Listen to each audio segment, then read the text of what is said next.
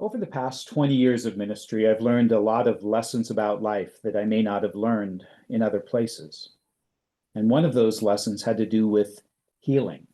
So let me share that lesson with you. You see, when I first went into ministry, I carried with me an assumption that many of us hold. We assume that if a person were suffering spiritually or emotionally, that they would certainly want to be healed. As the years passed, and I encountered more and more people who were suffering, I found something surprising. I found that there were a whole lot of people out there who make a conscious decision not to seek healing. Why? For any number of reasons. For some, the suffering has worn them down and they're simply too tired to seek out healing. And for others, their pain has destroyed any sense of self-worth, and they assume they're not worth healing. Others hold on to some of the early things they were taught in places like Sunday school that told them that their pain and suffering was a punishment for something they had done wrong, and therefore they can't be healed. And for still others, that suffering and pain has become their primary identity. They would no longer even know who they were without the pain and suffering, which has been their constant companion for so long. Well, in this morning's gospel lesson, we hear about an individual who was one of those who had given up on healing.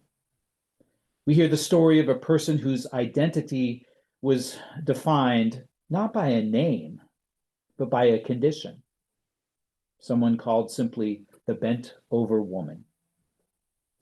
In the story, this bent-over woman encounters Jesus, and she's so beaten down by life at that point that she not only fails to really try to look up at Jesus, she doesn't even bother to ask for healing.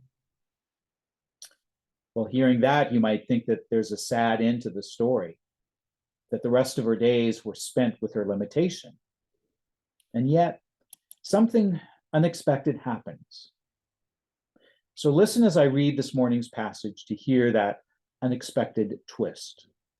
And then, let's come back together and see what the story might teach us in our own journey toward healing. Luke chapter 13, verses 10 through 17, and I'll be reading from the Common English Bible. Jesus was teaching in one of the synagogues on the Sabbath, and a woman who was there who had been disabled by a spirit for 18 years. She was bent over and couldn't stand up straight. When Jesus saw her, he called her to him and said, "Woman, you are set free from your sickness." He placed his hands on her and she straightened up at once and praised God. The synagogue leader, incensed that Jesus had healed on the Sabbath, responded, "There are 6 days during which work is permitted. Come and be healed on those days, but not on the Sabbath."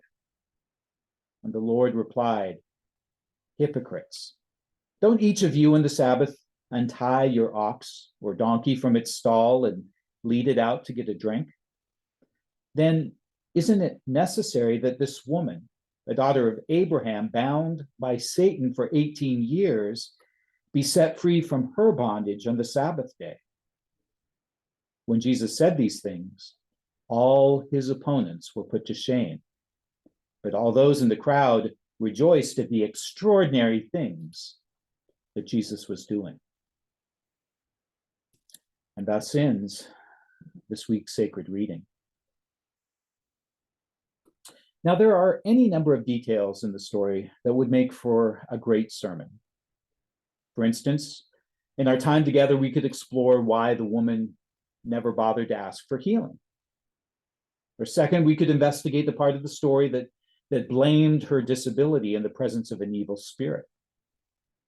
We could even, thirdly, examine why Jesus might have broken from his usual pattern of healing, where he begins by asking what the person wants. And any of those would have been a productive use of our time together this week. But there was another detail in that brief story that grabbed my attention more than any other.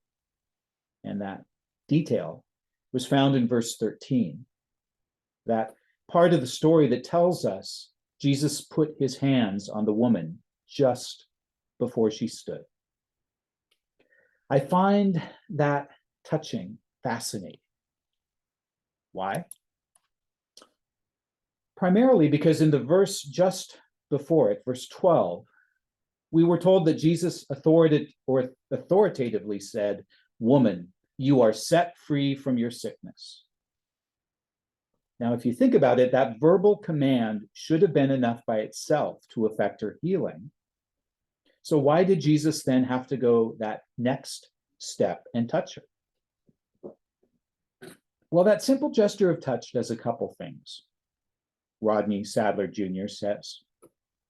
First, obviously, it gives a final dramatic signal that her physical ailment has departed for anyone who may not have heard Jesus' spoken command. But second, and less obvious, Sadler points out, that simple act of touch, and I quote, represented fellowship for those whose ailments may have been denied human contact. Jesus' touch would have been the initial welcome back into community. Which takes us to our third and final lesson that we can draw from the act of touch. And here it is. You see, when true healing occurs, it is not only the person with the ailment who makes themselves vulnerable by asking or seeking help. No, the one who facilitates their healing is made vulnerable as well.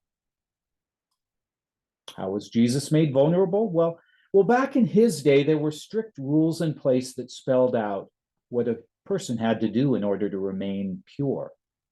And at the top of the list was avoiding contact with someone who was ill or carried an ailment. So what did Jesus do in the story? He put aside those prohibitions or rules. And in doing so, he made himself vulnerable. For he risked the possibility of being cut off or alienated from his community. And yet, he didn't care. For through that simple touch, Jesus taught us, his followers, to put the well-being of others before our concern of what others might think. So what would it look like today to take those lessons and put them into action?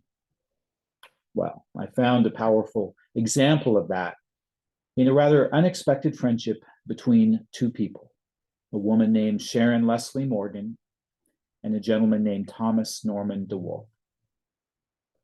Let me tell you about these folks and their remarkable story. Sharon Leslie Morgan was a woman of African descent who lived on the south side of Chicago. Thomas Norman DeWolf was a man of European descent who lived in Central Oregon. Now, Sharon's life was shaped in so many ways by the fact that her ancestors had been slaves in this country.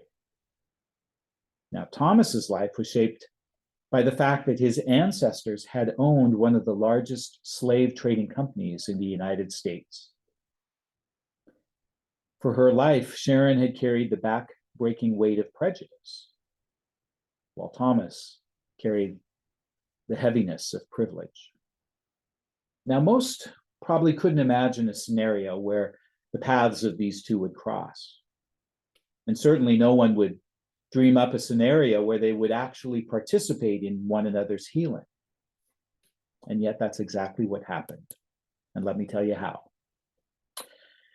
Back 14 years in the year 2008, an organization called Coming to the Table brought Sharon and Thomas together.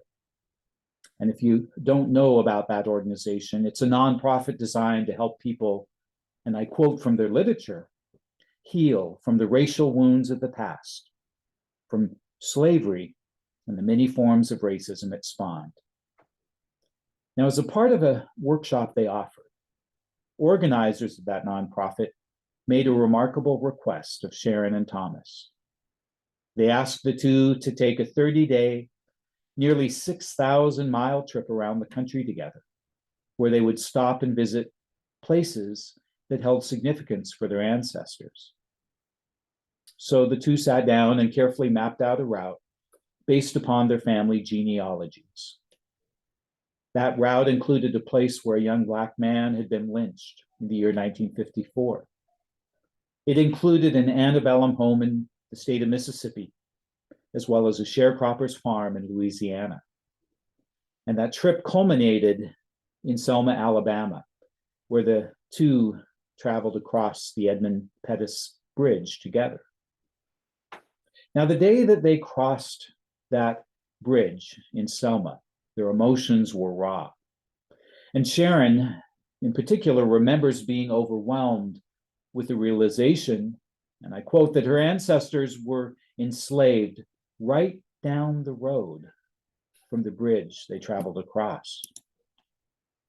And Thomas, well, he was humbled by the realization that his ancestors had known, and I'll use his words here, the horrors that they were committing, and yet they did them anyway, for no reason other than financial profit.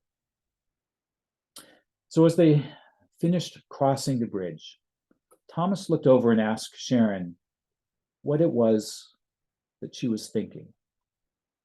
And she said, "I'd really like to kill you." Not an easy path to healing.